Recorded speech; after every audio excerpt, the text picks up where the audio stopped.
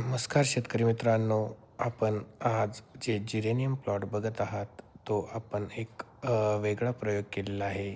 तर साधारण याचा आपण लवकरच एक संक्षिप्त रूपामध्ये एक व्हिडिओ काढणार आहोत. धन्यवाद.